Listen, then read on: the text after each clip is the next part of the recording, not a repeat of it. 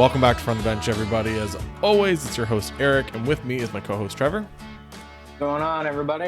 The man's over here grabbing a drink of water. So we've been gone for a little bit. Trevor has been working a wonderful shift. Yeah. If anyone's been watching the YouTube videos that I put out of stuff, I always kind of mention Trevor. I'm like, we're going to be doing an episode eventually. Trevor's just working from 6 a.m. until 8 p.m. every night. Has to drive to there, which is like a half an hour, depending on which job site it was. Then he has to drive home. He has to eat. So like Trevor during the week is like cut right off. And then on the weekends, he had his cousin move back in with him for a little bit. And he also had his sister move back down. So he was visiting her and doing all that stuff. So he's been a busy man. So it's all good though. But growing the flow out, as you can see. Trevor's it's just a magnificent flow. Oh my God. Just living the dream here. Trevor's been trying to put it back in the mullet, trying to do like the old hockey flow. Oh, buddy, it is. Ladies and gentlemen, when if you can see this on YouTube, you tuck this all in a hat and you put the all this in behind the ears. It is a glorious hockey mullet and it's lovely. And I've been rocking it lately, probably the last week and a half. Loving every minute of it. That's funny. Yeah, just getting it done. So what's other, you been watching any sports, Trevor? You been doing anything like that? Huge. So as we all know, if you don't, you're about to hear it. College football's back. Trevor's been doing his homework already. You know, he's in a couple dynasty leagues. He's trying to get an edge. He's trying to get SNES. He's just trying to scratch and claw. And anyways, so yeah, I saw watched the Georgia, Clemson game. Clemson game, yeah. Pretty sweet game.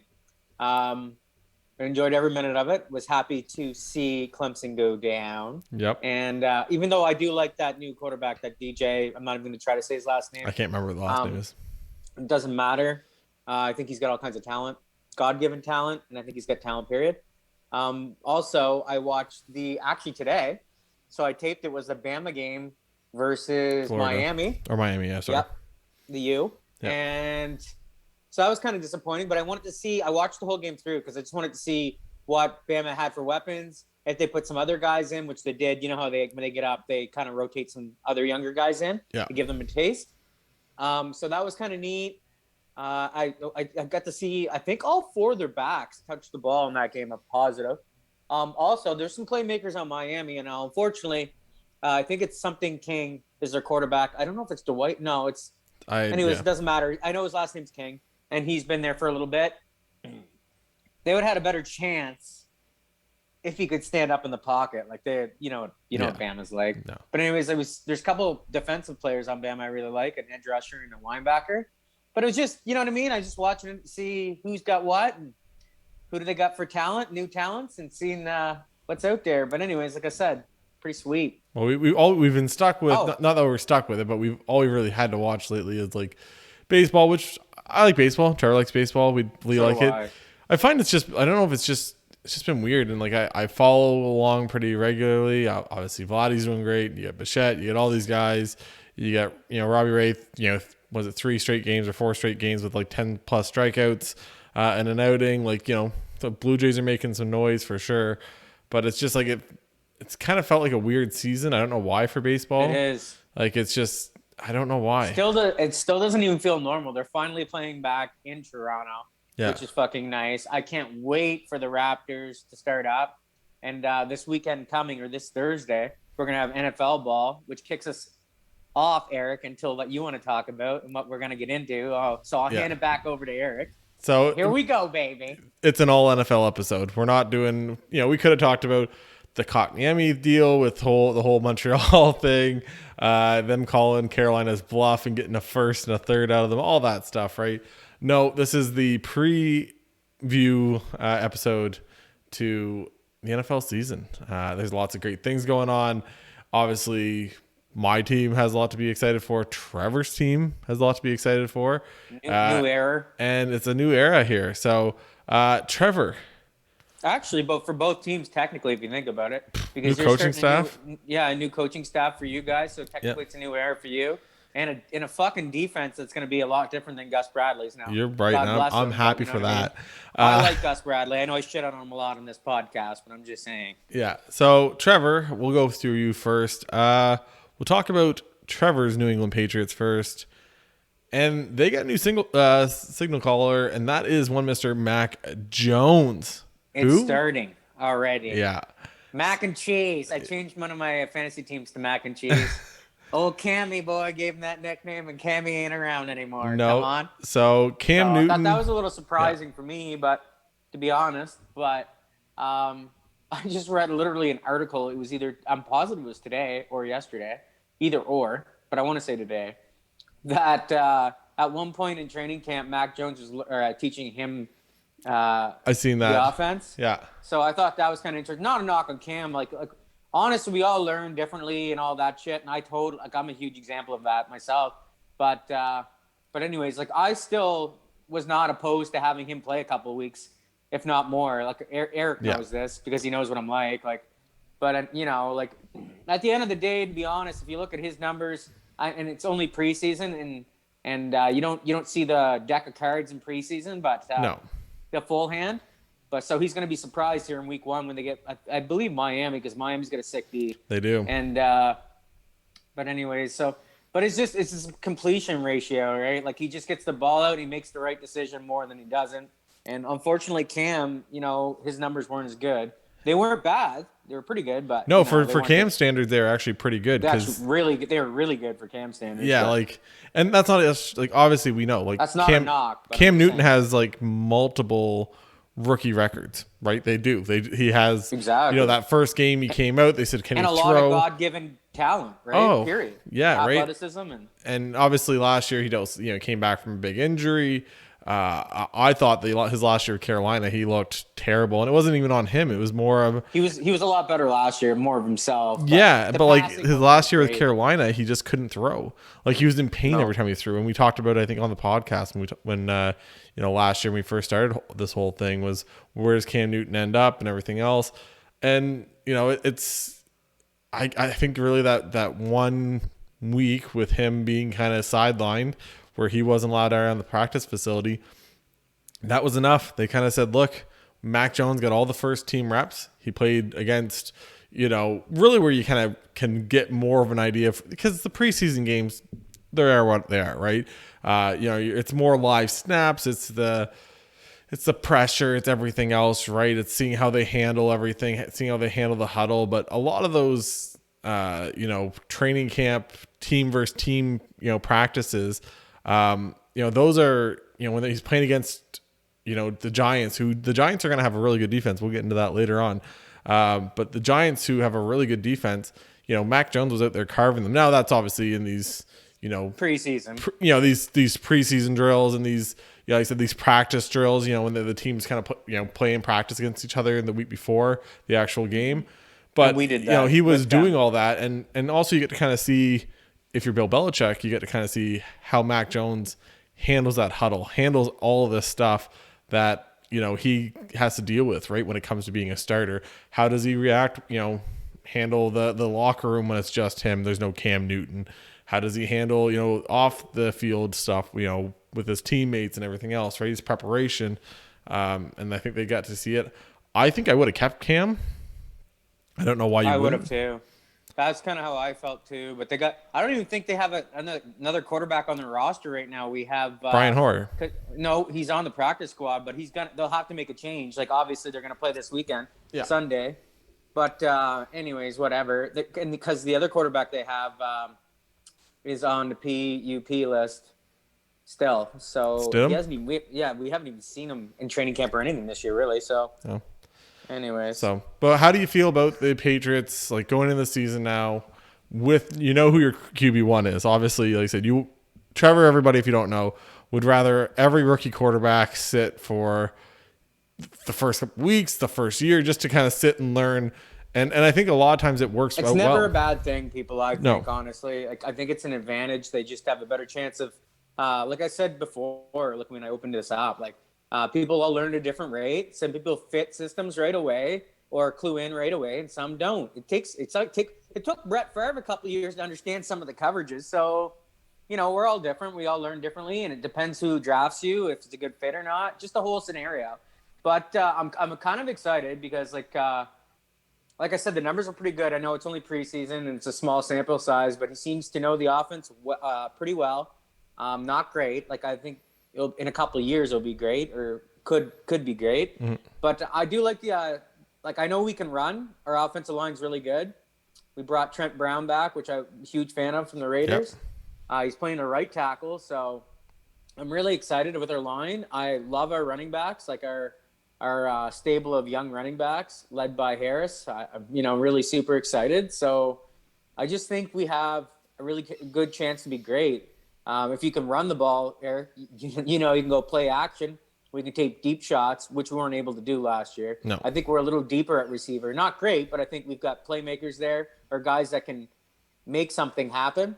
And I also think that our tight end position is 100% better now with 2 veteran tight ends, and we stole one of them from you guys, borrowed. So, it's just I'm excited for the idea of maybe playing 2 double tight ends and just doing some of the stuff we did, 5 or 6 years ago. And I'm excited that Mac Jones can get the ball out and kind of read a defense so the ball can get out, even if it's a fucking 5-yard pass. It's 5 yards, where we seem to have trouble to do that last year. So no knock on Cam there. I think, like I've said that on this podcast a lot. I thought Cam was great until he got COVID, and then it just killed him. Like it just wrecked his season passing wise. So I should clarify. He was pretty good in the passing game until he got COVID. Then he came back. It was just like he was a different quarterback. Yeah. So I'm excited for Mac Jones. He just got that presence to him. Like you noted, Eric, for Belichick to turn the keys over to a 22-year-old, 15th overall pick, I think says volumes for his character and where he's at on the offense and how Belichick feels he's just comfortable with him. So, knock on wood, I hope it goes well. I think we're a playoff team with him. Maybe that's just me being hopeful or in denial or whatever, but I just like our division. Like, you got to think, if key players get hurt on a couple teams in our division, like, why not? Yep. So I think we're up there. I don't think we win the division. No. I think we're second or third. Sneak into the playoffs, like 11-6, maybe. Maybe I'm being too gracious there, but we'll see. I think with you guys too, something that's kind of not really. I love our defense. Though. Well, I was gonna say is the defense. You get a lot of guys back, right? Other than I shouldn't say that. I love our front seven. Yeah. I think it's really good this year compared to last. Last year I was horny about our DBs. This year not so horny because we don't have Gilbert right away. Gilmore, yeah. He's still not practicing. If I understand. No, I think he's on the pup list. I think he's out for the first 6 weeks. Drives me nuts. So C.J. Jackson's either going to make a lot of money or he's going to lose a lot of money. You mean isn't it J.C. Jackson? J.C. Yes. Sorry. Yeah. What did I say? C.J. C.J. Yeah. You were backwards. Sorry, that's my bad. Oh, yeah. It's definitely me. Dyslexic. And then, so I'm excited to see what he can do at number 1. I remember him playing as the number 1 cornerback. I want to say the last game of the year. He got just torched a couple times. And I was like, this is why you're not getting big money, and you're Robin to Batman. Yeah. And now you realize that. So I figured he'd get his act together, but I'm very interested to see him in the lead role and see if he's going to pass with flying colors or fail with flying colors. So you think you're thinking Judai, baby, Judai. So what are you thinking? Like 10, 11 wins? You got to factor in it's 10-7 this year. 11-6. I won 11. Yeah, I won 11-6. What the hell? Yep. Think big, dream big, right? Okay, there you go. That's playoff record, I believe. We'll see how that goes. The terrible years for Patriots fans lasted a whole year, and it was a 8-8 year, 9-7, whatever the hell you were. 7-9, whatever it was. Does that make sense? You poor guys, you poor Patriots and fans. we're like, man, we're in good. I really like where Mac Jones is. I know there's a lot of people beating the drum there and getting a little excited, but I think I still seen a lot from Zach Wilson and some of these other young guys. So, and he's not the Patrick Mahomes, like the Zach Wilson. He's not the sexy pick. The Trey Lance, all these guys, like they have all these traits of being able to create, out of the pocket, all this other stuff. And Mac Jones is going to be that guy that's going to he'll move a little bit, right? He probably is going to have more of that, shiftiness in the pocket, right? Kind of maneuver a little bit here. Drew Brees, Dan Marino, all these guys, right? That feel of in the pocket of, okay, where's the pressure coming from and what can I do? But your guys' offensive line's pretty good, right? You get Brown back. You get Wynn there on the left tackle. You get all these guys. You get that they're pretty good. Andrews came back. Yeah. So he's you got Arizona Michelle, so that's good. So we traded poor Sony. He couldn't cut the bacon. Yeah, we got a lot of good young backs. Well, we'll move on from the Patriots for now because everyone's probably ready to throw up. Sick of the Patriots. Yeah, that's fine. And we'll go on to my Chargers real quick. So I'm excited. If you guys have listened to the podcast over the last couple months, so it all started when we got Brandon Staley, and I was ecstatic because he was like, that's the coach I wanted. And that's the guy I was really high on. I thought, everything I had read and heard about this guy was that he was so smart. And, Jalen Ramsey spoke really high about him, and he doesn't have to do that, right? Jalen Ramsey's a very, very much a guy that he will tell you exactly what he feels. And if he doesn't want to brag up a guy, he's not just going to brag him up because he wants to, right? So it was one of those things. I heard so much about Brandon Staley, obviously in a short period of time because he hasn't been around for that long. He goes from literally being a position coach to being a defensive coordinator last year at the Rams, leading the Rams to like the number one defense in the league. And all of a sudden now he's a head coach, right? So it's a quick step up for him to where he is now. But it started there. Then it moved over to, in the picture you can see on my screen, if you're watching on YouTube, our left tackle last year was Sam Tevy. Do you know who I never want to see play left tackle again in my life? Sam Tevy. Do you know who he replaced Sam Tevy with? Rashawn Slater, who is probably the best left tackle in the draft. I don't care what anyone says. Everyone's kind of coming out now about Sewell for the Lions, and apparently he looks terrible.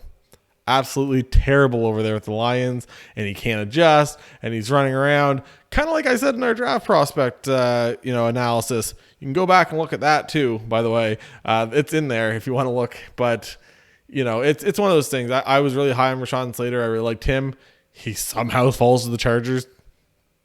Perfect. I'm doing a backflip over here when that happens. Trevor was with me, seeing me watch Rashawn Slater get picked, and I'm like, you can't be serious right now. This isn't happening. And then I think another year under Justin Herbert is going to be great. Keenan Allen, all these guys. Derwin James is healthy. For the love of God, knock on every fucking piece of wood you have, people, because I need it. Because I need Derwin James to actually stay healthy for once. Because I think if he does stay healthy, then it can be a huge thing for the Chargers. Huge. Because he's so good. He is so amazing. And it's one of those things. You got him as a safety, which he's going to be doing a whole lot. I think he's calling the plays over there for the defense. You have Joey Bosa up front. So it's kind of that's the Jalen Ramsey, Aaron Donald equivalent over here with the Chargers instead of the Rams. And then you have, Kenneth Murray playing linebacker, who he's flying all over the place. He's that kind of guy where you just wind him up, let him go, and he's going to fly around and make the tackle, right? So I'm excited for the offense. I'm excited for the defense. The offense this year, the way that they explain it as the Chargers, is what happens is Justin Herbert becomes the offense. So it's not, they don't put an offense and make it this or that or whatever. They kind of said, name a good offense in the NFL forever. All the great quarterbacks, Peyton Manning, Tom Brady, Drew Brees, go through the list. They know the offense. The offense is Tom Brady. The offense is Peyton Manning. Rodgers. They know what to do. Aaron Rodgers, go on and on and on. They're the ones doing it. So they kind of put a lot on Justin Herbert's plate this year. From other stuff I've listened to and heard and stuff, apparently he's acing everything. It's exciting. It's I know as a Chargers fan, I get excited every year because how can't you? But the big thing for me this year was every year it was always, well, can the offensive line hold up?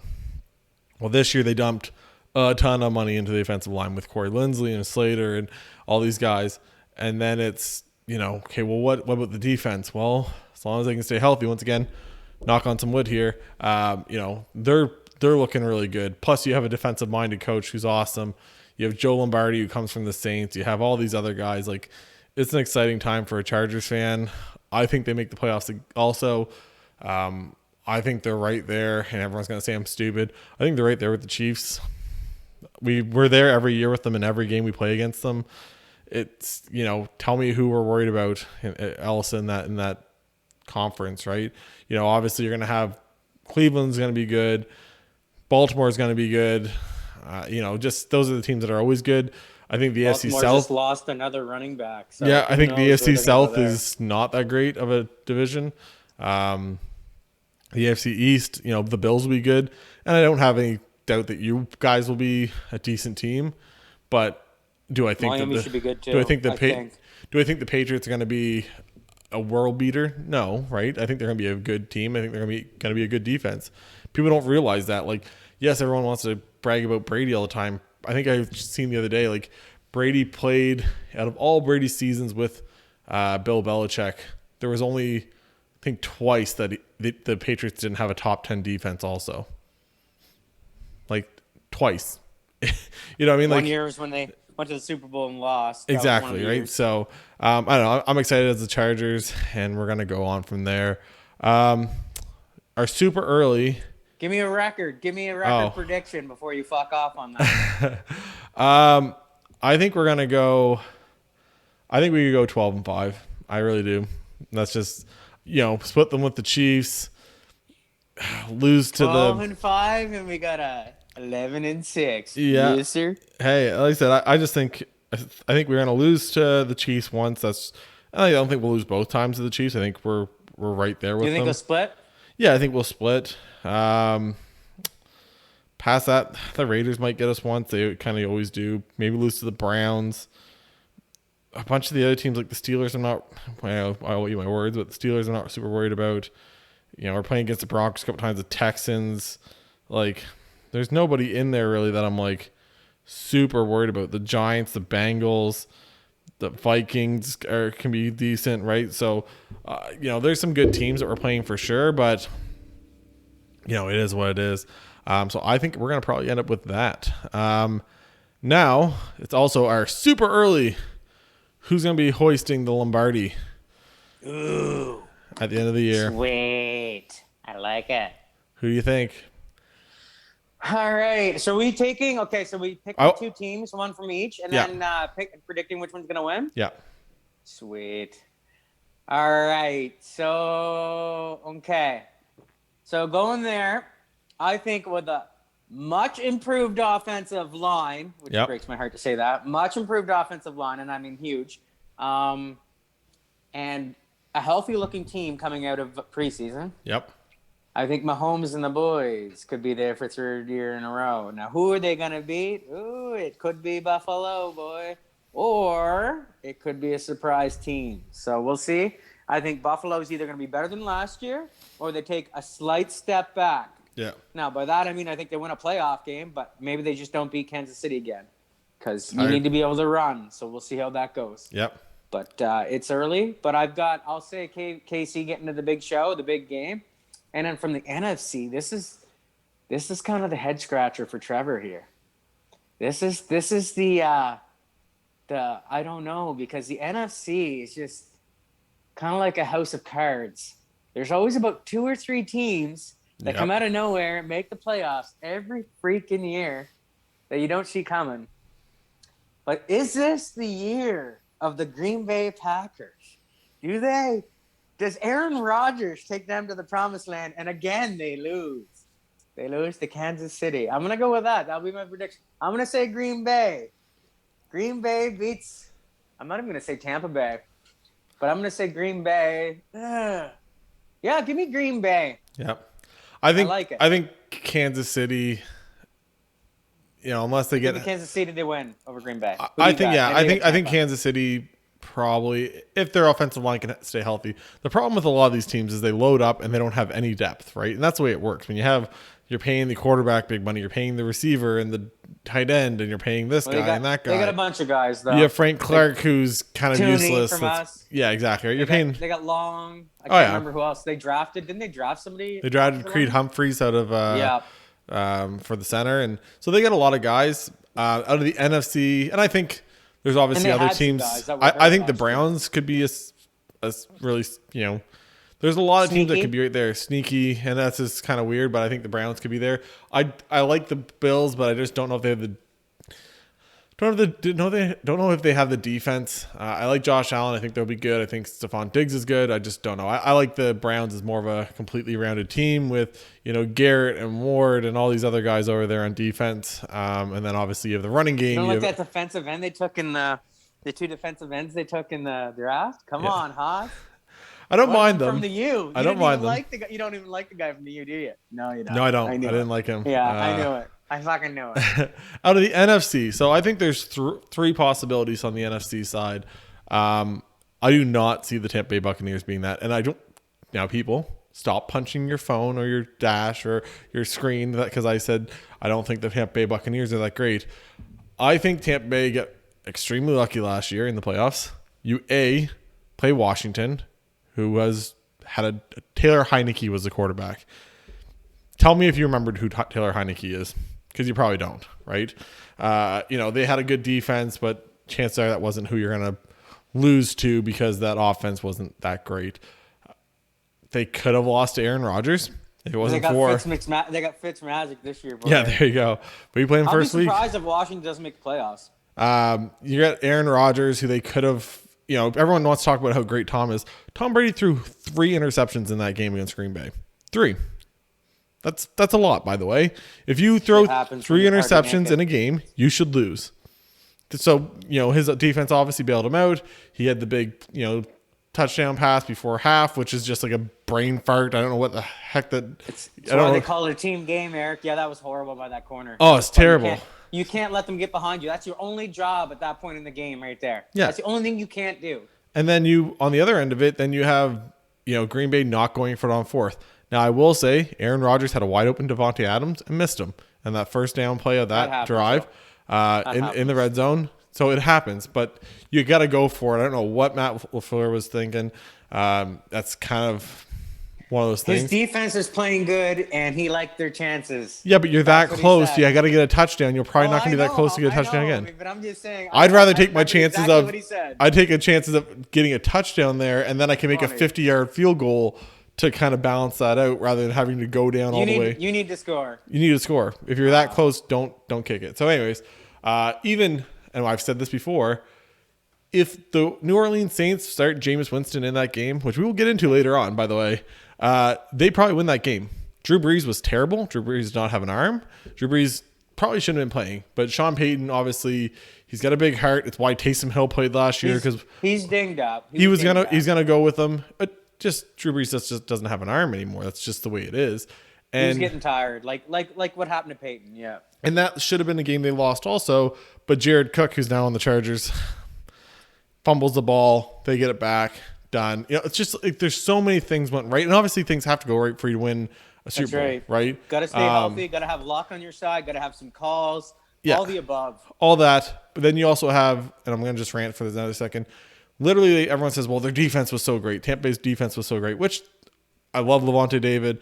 I love all these guys. I love a lot of players they have. Got talent, yes. Right? Don't be wrong. They also played against a bunch of beat up offensive lines. Kansas City had no offensive line. They're missing both their tackles. They were decimated over there. So, yes, Patrick Mahomes. It's true, but that's just how the cookie crumbles. I know, but you don't say, yes, the defense is great, but they also have, we're going against backup offensive linemen, right? And guys playing out position and everything guys else. That aren't starting. Exactly. Same thing against Aaron Rodgers. Against Aaron Rodgers, there's no Bakhtiari. He was out for the year. He's injured, done, whatever.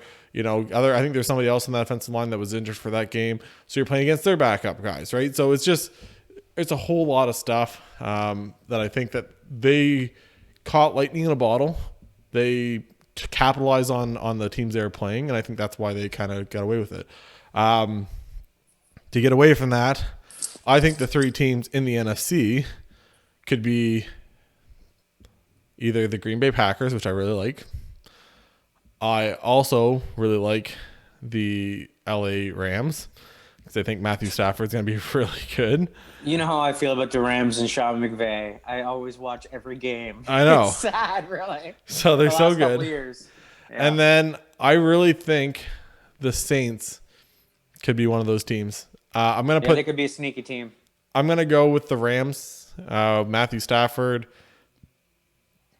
The upgrade from Jared Goff to Matthew Stafford is a very big one. it is a huge upgrade. And I think true, but chemistry, right? Is he going to have the chemistry with Wood? Is he going to have the chemistry with Cup? Am I missing the white? Yes. Van Jefferson, like, Tutu Atwell.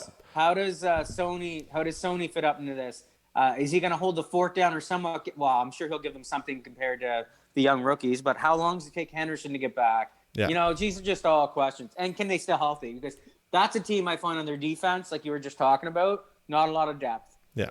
Their D-line, I find they got a lot of depth, but out back, they do not. No. So we'll see how that goes. But I do like the Rams. I'm gonna go with the Rams to make it all the way. I think the Chiefs beat them. Ooh, I like it. But I do like the Rams a lot. Oh, to Super Bowl. Sweet. To the Super Bowl. Like I said it was them or Green Bay. You picked Green Bay, so I was like a 50-50, so I went the other way. No, I'm not. People, I just want to get it out there. Like, I don't think, get me wrong, that Tom Brady and the Bucs are going to be shit. Like, I think they'll be a good team and they'll be in the playoffs. But it's just one of those things, like, I'm pretty sure me and Eric have said, I don't know, in the last couple of years, multiple times, it's fucking hard to get to the Super Bowl once, let alone back-to-back years. Now, yes, I've got the KC going back, and it'll be the third year in a row. Yes. Which is a hard feat. But like we just said, they're dinged up last year, their offensive line, just not healthy, period, all over the place.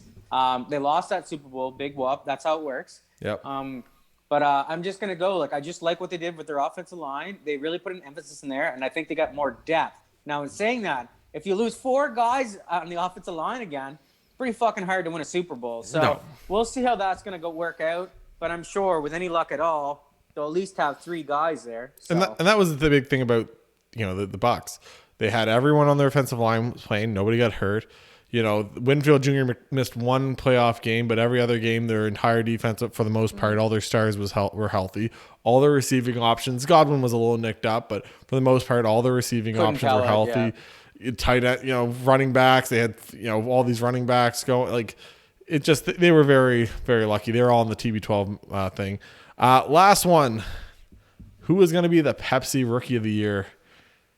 Sorry, I think it's a Pepsi sugar-free Rookie of the Year. Can we grab to just overall? Overall, like, who's gonna win? Who's gonna win the? Who is gonna win the actual award? Well, it's gonna be a quarterback. I'd probably have to be a hypocrite if I didn't take Mackey. I kind of forced, I guess, because it's the new era, I guess. But I guess I'll go with Mac Jones, and I'll just throw this out. Why? I just feel like he's got the best offensive line. Don't get me wrong. I think the Jets, this is going to be the best line they've had in a long time, the Jets, honestly. So I think they'll be able to run the ball a little bit. And then I look down there in Jacksonville, Trevor Lawrence.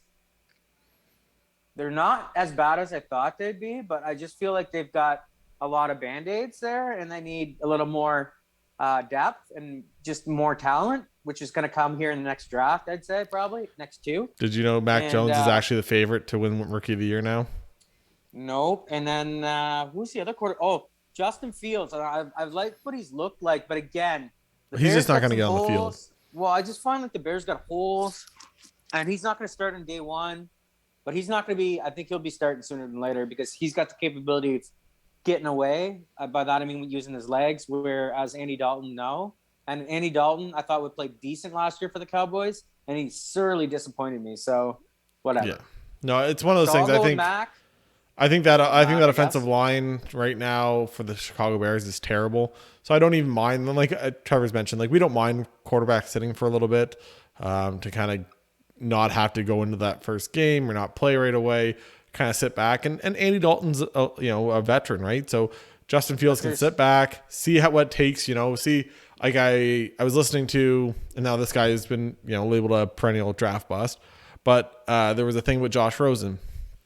Obviously, he just made the Atlanta Falcons, everything else, but he said he's at home, found a home now. Boy, he looks like a quarterback. Let's hope. I love Josh Rosen. So do I. I love him.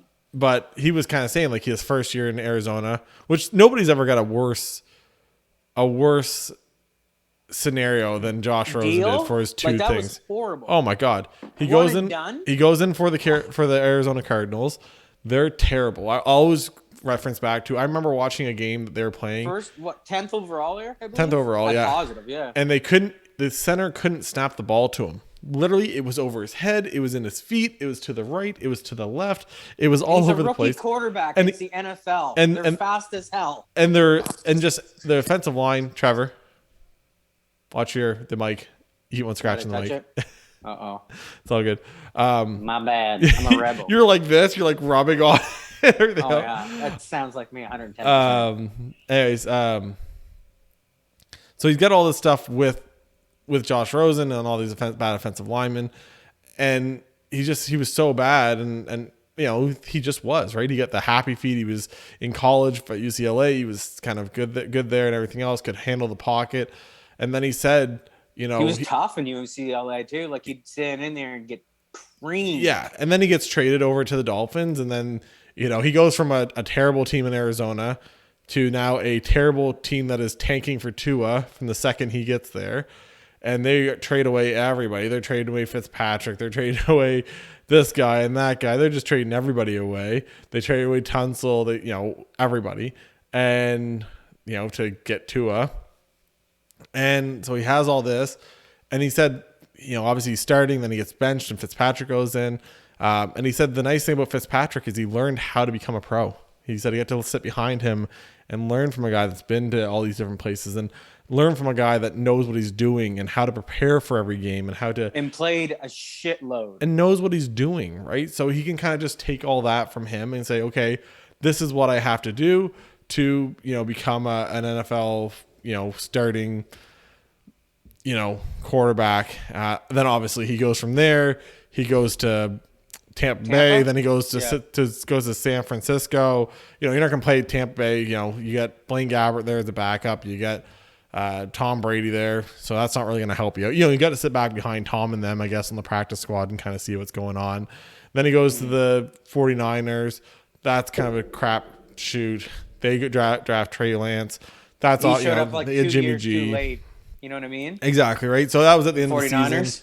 So this one now he's there and he got kind of does get to learn behind Matt Ryan, and maybe the Atlanta Falcons found their replacement for Matt Ryan in 5 years. And they're similar quarterbacks. By that, people like Mac Jones, like Joe Burrows, they're pocket guys. Yeah. And Matt Ryan, he reminds me so much of Tom Brady, like just his style in the pocket. I'm not saying he's fucking Tom Brady. He doesn't get the rings. He's good, but he's not. You know what I mean? Yeah. So he's far from shit. Anyway, so through all that being said, it's just like I said, the nice thing about Fields is he gets to sit behind a veteran and him and learn it. And that goes for the same for Trey Lance, right? Trey Lance is the same way. Yeah. Trey Lance gets to sit back and learn from a Jimmy G and obviously kind of get ready, because I don't think he's quite ready. I think he could obviously have some big splash plays and everything else. Same as Justin Fields. Like, he got popped in the preseason. Got blown up. Oh my God. There's a couple plays, man. He got, man. But he holds on to the ball. That's always been the thing about him. Fields, me too, but that's always been the thing against him, is that he holds onto the ball. He looked for that big shot down the field. But in the NFL, when you don't have that same protection as you had, in college, that can get you hurt. Ohio, right? You can only take so many of those hits, right? In the NFL. So like all the smart quarterbacks, man, they get down because it's just not worth it. No, it's not worth it at all. So no. Before we move on here, Haas. Wait, I got to make my pick first. Make your pick first. But then I want to throw out 2 positional players that I like. Yeah. So I think could be in Rookie of the Year. Everyone knows, if you listen to this podcast, I really like what Joe Douglas and the Jets are doing down there, and I think Zach Wilson's going to win it. Not because I think Mac Jones will be good, but I don't think he might not have the flash plays that Zach Wilson does. And I think I can see the Patriots with Mac Jones doing more of a throws 20 to 25 times a game. Might not get the crazy high stats, might not get the crazy high, passing yard gains, whatever. Where I think the Jets, even though they got a defensive, minded coach, I think they will be more likely to air it out more. I think he's got better weapons with Corey Davis and Elijah Moore and Denzel Mims. I think they have a better, supporting cast for him to actually throw the ball to. Playmakers, you're saying. Playmakers. Yeah. I like Mekhi Becton. I like Elijah Vera Tucker on that line. Their line's a lot better. I talked about Fant in an episode before when we were talking about whatever it was, a draft prospect thing or whatever, and I talked about Fant being terrible, and people got angry at me, said I didn't know what I was talking about. I'm like, He was rated as one of the worst offensive right tackles in the league last year. It is what it is. But through all that, I think Zach Wilson, I think he's explosive. I think he's got a wicked arm on him. And I like that we have different picks. This makes me so happy. I got the Maxter. I got mac and cheese. He's got Wilson. I like it. And obviously you have this year where you could have a Justin Fields or a Trey Lance, but I just don't think they'll have the games, right? Compared to a Zach Wilson, a Trevor Lawrence, or a Mac Jones. I think they play, they're only going to get 10 games in unless one of the, Dalton or Jimmy G gets hurt. I.e. the Chargers where, Tyrod Taylor's getting shoved through the heart with a golf, with a needle. But Jesus. through all that, I just think, and I think Trevor Lawrence, as much as I like his offensive weapons too, I really like DJ Shark and Marvin Jones and that receiver they took last year. Laviska. I like all those guys, but I think his offensive line is going to be terrible. I think it's going to be absolutely terrible. And I don't have a whole lot of faith in Urban Meyer. I don't know. Don't tell you. I just don't know if his... I feel like people don't judge the Jags this year. You wait until next year to start judging them. Yeah, or 2 years from now or 2 years from now when Urban Meyer's out of there and we can go from there. Maybe I'm wrong. Well, I don't know if it'll be 2 years. I think he gets at least 3. Okay, what were you going to say though? What was your last tidbit? Okay, so just to clarify, I got Mac, he's got Wilson for Rookie of the Year. But just to go away from the quarterback position, like Eric just said, I want to throw Pitts has got all kinds of freaking talent. He's got a veteran quarterback. He's a hell of a target. And he did it all day last year in college. But this is a different ball game in the NFL. But I just think red zone touchdowns. We'll see how that goes. Yeah, he had two plays in the preseason, by the way. Yeah, that's all they didn't fucking play him at all. Like that's where they think he's at. And then the other guy is wide receiver, and I'm trying to think of his name now because it kind of slipped my mind here. What team? Oh, I'm gonna go. Oh, the Bengals. Sorry, I'm gonna go with Chase. No. I'm a hypocrite, but I think the Bengals are going to be playing from behind a lot this year, like Eric said, with the Jets. Basically, they're going to be airing it out a lot. So I think there's going to be inflation with numbers for all 3 receivers. So I think there's going to be numbers. So if you guys haven't made your fantasy team draft Italy, get on the Bengal wide receivers because I don't think you're going to go wrong. I think all 3 boys, if they stay healthy, are going to show you the we'll see. This and the points in fantasy. I like T. Higgins. I like T. Higgins more than him, but Clemson boy. Yeah. So my problem. So I like the Pitts one just because I think he's gonna be good. Najee Harris is gonna run 70,000 times, but I don't think they have an offensive line over. They don't have an offensive line. That's so. I think that's a bad pick. I don't like Chase though because I find a lot of what he did off in like college was he won a lot off like with his size and his physicality, and that's not going to work in the NFL. The cornerbacks are too big, they're too good. You're not going to win. Unless you're Megatron. Yeah, but Chase doesn't have that build to him, right? He's 6'1". No, he's like 6 foot actually. Like he's not even that big. Yeah. So it's like, but you were able to bully ball guys, but I think he's going to win with separation. I think he's going to get separation. That's just me though. Maybe. I like Elijah Moore. It's another thing. Like everyone knows. I thought he was going to be really good. For the Jets. Yeah, for the Jets. I think he's going to be a really good 1B to Corey Davis's 1A. And I think next year he could obviously be 1A. I still can't believe they got him in the second round. No, it's crazy. And then you obviously have somebody. I like Jalen Waddle. I think he's going to be good there for Tua. So do I. So, and he's probably their number 1 right now. Well, Devontae's actually gonna play. He's healthy enough to play, but Williams is just kind of getting back in the flow. Missed basically all of camp, so Waddle should start this coming Sunday against the Pats. So it should be interesting. And he did play with Tua, so that should be interesting. Yep. So now here we are. We've done all of our talking about all this other crap nobody cared about. We kind of did our breakdowns of the Patriots and Chargers. Guess what? When we haven't been here for like a month and a half, this is what happens. We got to catch up on a lot of stuff. So we're kind of compiling it all. And now we're going to get to the actual games of the week and our predictions. Sweet. So first game, it's Thursday. The big one. It's a gay game. It's the former champions right down in here. That is Mr. Tom Brady. They're at home. They're raising the banner. All that other bull crap. Against bull crap, really? All against Mr. Dak Prescott and the high-flying offense that is the Dallas Cowboys. And Trevor, well, who do you got? Give me the Buccaneers, boy. You got the Buccaneers? Listen, Dallas fans. I'm going to shit on you until you prove you can win. Like, what in the fuck do you guys think you're doing over there? Do you guys even have a defense over there? I can't wait to see if they can make a stop. But anyways, they'll make a stop because Tommy he'll go out 3-0 here eventually. But I'm gonna give me the Buccaneers. Give me the Buccaneers by a good 7 points. So give me them plus 10 actually. Oh, blowout. They're gonna win by 10, easy. So I would definitely take the under in that. If that was the spread, I would definitely take it. And I do have a bet where I took the Dallas Cowboys before the thing. Now that, of course, the Buccaneers getting lucky once again. I think Tom Brady had one of his buddies go and cough on Zach Martin because he's out for the for the game. Dak has one less offensive lineman that to kind of protect him from Vitavea and Shaq Barrett and all these guys, right? Whatever, you just name all the guys up front. JPP, bitches. So I can say, though, I think the Dallas Cowboys offense is going to be very good this year. I think Dak Prescott's a good quarterback. If Dak stays healthy. Yeah, and if Dak can stay healthy, I think they're going to be good. I think they can sling the ball around. They have CeeDee Lamb, who Trevor loves, and he is so good. Love. Probably my favorite young receiver in the league, hands down. So you got CeeDee Lamb.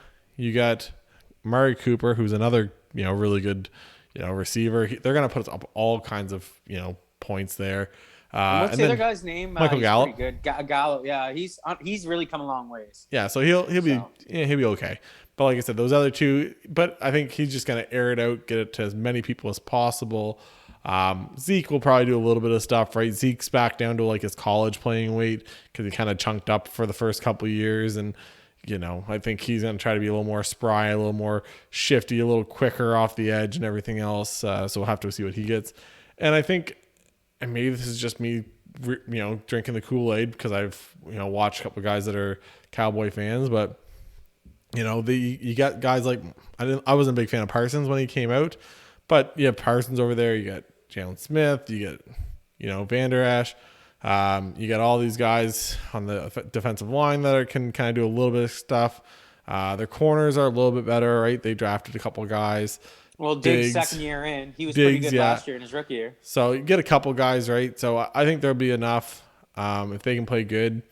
I don't know how I feel about Mike McCarthy, but give me the Dallas Cowboys because I think they're gonna shock Tom Brady and the boys. Is this where Dak just shows the world that he's worth all the money he's making now? Well, it's not even just that he's showing everybody he's worth all the money, right? I think it's just, and maybe I'm just, I know I hate Tom Brady. Everyone knows I hate Tom Brady, but he hates Tom Brady. I do hate Tom Brady, but at the end of the day, I just don't know if that team was as good as everyone's trying to just appoint them as the Super Bowl champions again. I'm like, they were the worst. They should have lost to Green Bay. 100%. If Bakhtiari was there, they'd probably win it. If there wasn't a couple little things, a couple, little mistakes that shouldn't happen, they lose that game. Tom Brady threw 3 interceptions. Mental errors that happen. 100%. Then you have the other side of it. Tom Brady had 3 mental errors. He threw 3 interceptions. You have, the Saints, like I said, which they'll be better this year, I think. It's just like so many things. Like, they can say that they only peaked at the very end. Whatever. I think like Eric, I'm so excited to see Jameis Winston start this year. I am super excited, man. If anybody's seen preseason, man, the guy's got a cannon. He's not afraid to throw it.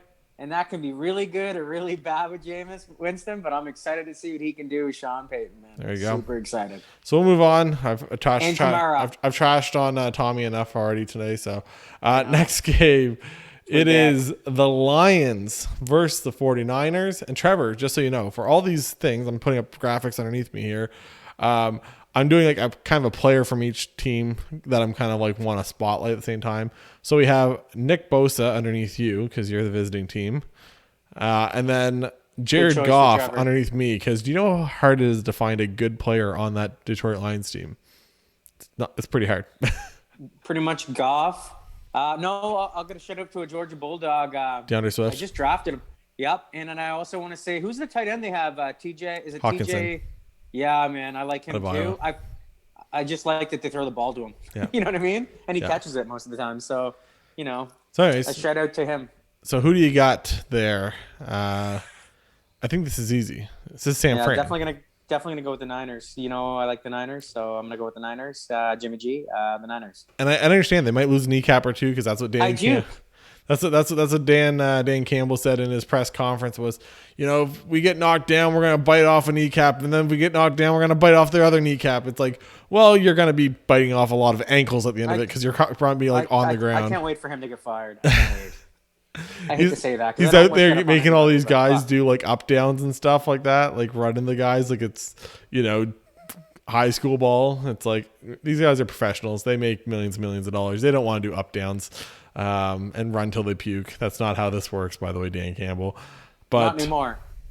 Not no more for sure. I think it's the 49ers. I think Jimmy G's going to go out there. He's going to light it up. Everyone's going to go ooh and ah and look at this guy. He's so great. Kind of put a little bit of that Trey Lance thoughts to bed a little bit because he's going to throw for 280 yards and 3 touchdowns, and the Trey Sermon and Mostert's they're gonna run for 180 yards combined and everything else. Like I think they're gonna put a whooping on the Detroit Lions in Detroit to start the season off. Is that fair to say, Trevor? Agreed. I think so. So next game. These are all the 2:00 games for Saturday or for Sunday, by the way, everyone, in case you didn't know. I will say when we're going to get to the later games. So the next game I have listed is the Cardinals. Kyler Murray, they got a lot to prove.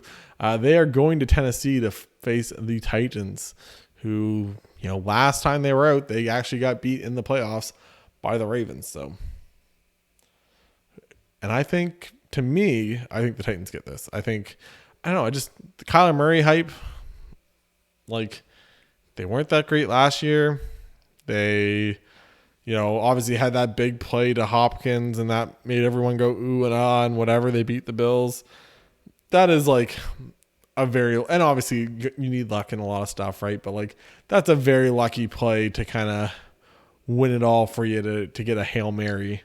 But I just think Derrick Henry is just going to run left behind Taylor Lewan over and over and over again. And he's going to put up 150 yards to start the season because that's what Derrick Henry does. It'll be like 50 yards in the first half and like another 100 in the second because he just gets better and better as the game goes on. As the defense gets tired. Yeah. I think Julio Jones, people are sleeping on him. I think Tannehill can really do stuff with him. A.J. Brown on the other side? Are you kidding me? A.J. Brown is so good. He's been so good since coming in the league, man. He was my favorite receiver coming out of that draft, 100%. Ole Miss. Him and DK Metcalf, right? Both been coming out. And I always liked A.J. Brown more than DK Metcalf. Now, obviously, DK Metcalf has done a lot of great things. I still think, A.J. Brown's the better of the two. Fight me on it. I will do it all day long. He's a more complete receiver. But I just think they're better. Their defense still isn't great. They're waiting for some guys to kind of finally kick it in. Obviously, they drafted Caleb Farley this year. They got Christian Fulton last year for corners. They drafted Jeffrey Simmons last year. They got some guys over there, right? But they're definitely lacking on the defensive side, which you think for Mike Vrabel being there, it wouldn't be that case. You think that a defensive coach would be a little better on the defensive side. But, Tannehill, another year, same system. They obviously lost Arthur Smith. He goes over to the Falcons, but I think overall, the Tennessee has a good thing going, and I think that they're going to beat the Cardinals. But I too am definitely going with Tennessee. Just the reasons you talk about it. They're going to pound the ball, Henry. Eventually, the defense is going to get tired. He's going to do his thing. They're going to go play action, and they're going to hit Julio. They're going to hit Brown. They're going to score touchdowns. That's what they do. Now, the only thing, as Eric also mentioned, is their defense was horrible last year in Tennessee. Yep. I don't know if they've upgraded enough, but we're going to find out here in week 1 against Arizona because they're going to get tested. Arizona, kind of a funny team. I've kind of liked what they've done the last couple drafts.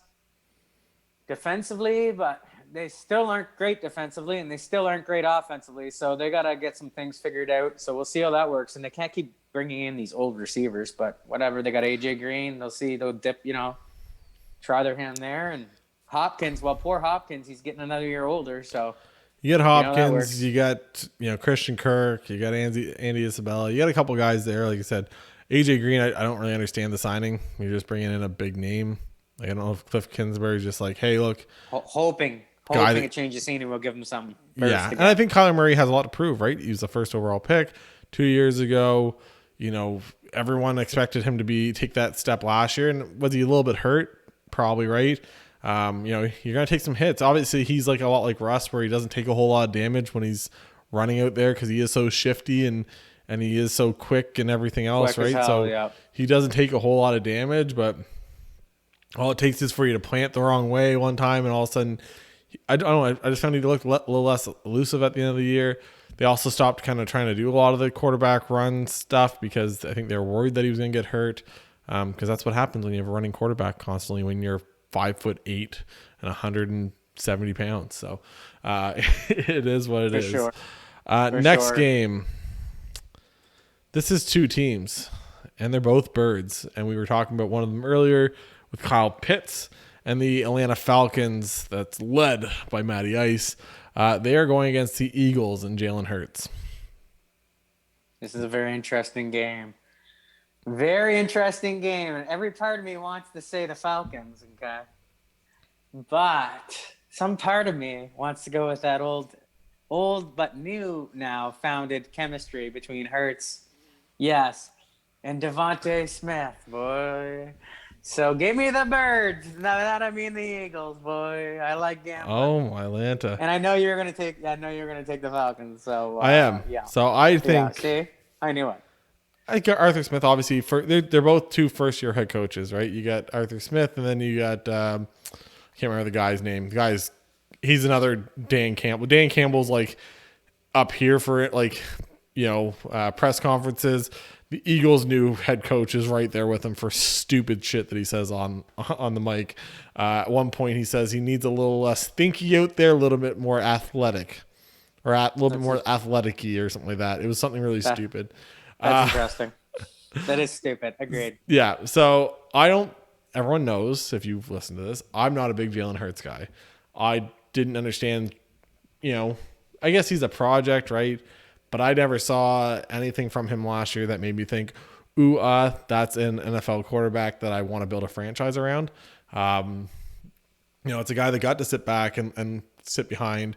Now, Doug Peterson is a stooge, and he's a terrible coach. I think that he was the worst part about that Eagles team. But, everyone made a big thing about, how dare you bench Jalen Hurts in the last game of the season. The guy went 8 for 18 for 70-some yards. And an interception or two in the last game. That's why he got benched. They were winning. He wasn't playing good. So it's one of those things. I don't know if that guy, maybe his number change is going to help him. But I think Matt Ryan, with Calvin Ridley over there and Kyle Pitts, who's this weird tight end receiver hybrid guy. Mike Davis is fine at running back. Obviously he ran the ball a lot last year for Carolina. You just go through the list of all the stuff. Their defense is still going to need a little bit of work. They got some younger corners over there, AJ Terrell and Oliver and a couple of these other guys. Marlon Davidson up front. You still got Grady Jarrett, who's going to plug up everything up front. So you have some stuff. The offensive line's still not great. I don't think either team's going to be great, but I think the Falcons are definitely a better team than the Eagles, in my opinion. So next game, this is a game that probably 0 people will watch. You're talking about all these games in the early schedule. You're talking, not that they're great, but you're talking Cardinals and Titans. You're talking the 49ers, who at least have a good defense and are probably going to have an exciting offense because it's the Shanahan offense. You're going to have Jets and Panthers. You're going to have Seahawks and Colts and Bills and Steelers and Chargers. One of the games that nobody's going to want to watch. It is the quarterback matchup of the day. It is Mr. Trevor Lawrence and the Jacksonville Jaguars going down to Houston to play against Tyrod Taylor. This This is a very interesting game. The Houston Texans are the laughing stock of the NFL. Are they though? They are. Or is that the Lions? No, it's Houston. It's got to be Houston. They don't want to talk about the whole, they didn't want to trade Watson, even though they messed that up royally. They did everything they could in the last couple of years. And yes, everyone knows mine and Trevor's opinions on this. Trevor's got a little bit of a different opinion. Trevor says if you sign a contract, you should have to play by that contract, which I agree, typically. I would usually that contract, you mother beepers. Yeah, and I don't have a problem with that actually happening. I think that's the way it probably should be. The problem is in this scenario is that this is your franchise quarterback. He is one of the top 10 quarterbacks in the entire NFL. He is 24 years old or whatever the heck he is. He's super young, 25, whatever. He's super young over there. He's super talented. And all you've done, yes, you made the trade for Laramie Tunsil, which you're trying to help him out. Okay. But other than that, you trade away DeAndre Hopkins last year, his best receiver, for David Johnson, which... For spare parts. How does that make any sense? David Johnson in what, like a second or a third or something? Like, it wasn't even that, or a fourth? David Johnson's back, and he's in a third down role. He's a beauty. I like David Johnson. David Johnson won me pretty much almost won me a fantasy championship years ago. Okay, almost. He might have been one league. I don't know, but anyways, it's not good. So I'm all for David Johnson, but you trade away his best receiver, leaving him with zero receivers for the most part. Will Fuller and Kenny Stills and whoever, right? Brandon Cooks, garbage, and then. You go and you're screwing him around with other guys, other teammates of his. You're pissing off J.J. Watt down there with the Texans. You're just doing everything you can to just screw this guy over and not build around him. Then all the guy says is hey, you know what? I understand we let go of the old coach. We let go of Bill O'Brien. Can you kind of just I've heard really good things about Eric Bieniemy from Kansas City. Patrick really speaks highly of him. I think that might be a good guy to interview for a head coaching gig for, this and everything else. And they don't even interview the guy. Same as the GM. They don't interview anybody. They don't even consult him, which you don't have to. I understand. But this is the same situation as what's going on in Green Bay. When you have these quarterbacks that are so valuable to your franchise, just involve them. You don't even have to go with what they say. Just bring them in. Say, look, what do you think about this guy? Okay. Well, hey, guess what? We really appreciate your opinion, Deshaun. It's not that we don't like Eric Bieniemy because we think he's a great guy, but we think with what's been laid out from, I don't even insert dumb head coach here, whoever's the head coach over there in Houston. We think with what he's laid out, and look, this is what he's laid out to us. He thinks that he can change us by doing this and putting in this system, that, giving a reason of why. And then, Trevor, I lost you. Sorry, I had to hang up. Hold on. Can you still see me? There you go. I got a phone call. I'm sorry. Oh, it's all good. My bad. It's all good. So, 3, 2, 1. Go back to this. So, I think with all that being said, you have all these people there. You just got to include them a bit. So obviously then Deshaun Watson's I want out, get me out of this place. Then obviously all the legal stuff. We're not going to speak of that. If he did do what is alleged that he did, throw him out of the league. I don't give a shit. If you're going to be that much of a piece of shit to have 26 people come out against you and say you did what you did, bye. You don't deserve to be in the league. If you're that bad and you're that much of a piece of crap, get rid of him. If for some reason he's proved to be innocent, great. Let him come back in this. This is also coming from a guy that drafted him last night in one of the fantasy leagues, one of the last few picks, because everyone else forgot about him. Thank you, Clausen brothers. Did they forget about him, or do they know he's not going to play this year? That's fine. I'll take the risk of him being my last pick in the draft for a top 10 quarterback, probably top 5 in the fantasy world. So, anyways, going through all that, they've said we're not going to trade him, we're not going to do this, we're not going to do that. So they've just screwed that. The Texans are going to be the worst team in the NFL this year. Hands down. They're not going to be good because they're not going to probably play him. You're going to have Tyrod Taylor and David Mills throwing to insert Brandon Cooks, if he's healthy. Kenny Stills, if he's still there.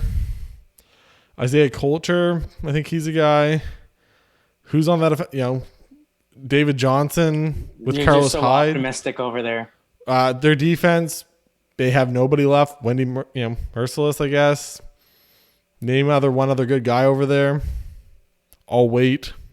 I can't remember who they signed. You can't think of anybody because they're terrible. They signed a couple good young or some veteran cornerbacks from 1-year deals, but I just can't remember them right at the moment. They're the laughing stock right now, and that is in a league where you have terrible teams like the Eagles, you have terrible teams like the Lions, you have terrible teams like insert terrible team here. There is a whole lot of them, and they are the worst of all of them. Mr. Optimism over there. I just loving it. And I don't think the Jags are going to be good, but I think the Jags are going to win this game. I think it's going to be a great game for Trevor Lawrence to start off his NFL career. You couldn't ask for a better game if you're him. What's your first game? Oh, it's just against the worst team in the league. Perfect. Awesome. Great. We'll take that, please, for my first ever NFL start in a regular season. So I think this is the Jags, and it's not even close. Yes, sir. That's a lot to say. And Tyrod Taylor. My former quarterback. Why not? Yeah, just give me Tyrod Taylor and his return from his deflated lung and that three-headed running back beast, Philip Lindsay back there leading the charge with Johnson and is it Hyde? I think of this. No, Hyde's in.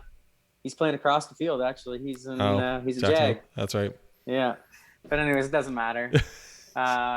Ingram's the other back there. Oh. He signed a 1-year deal. So yeah, give me Tyrod Taylor and his playfield of backs there and Cooks. Oh yeah, and all those veterans they signed on defense. Oh yeah, the 1-year deal. Prove it to me deals. Just give me Houston. Boy. We just gave Houston and them way too much time on this podcast. I know. That's fine. I had to just go on a rant because I just think it's so stupid. You went on a massive rant, and I just sat here and listened to it.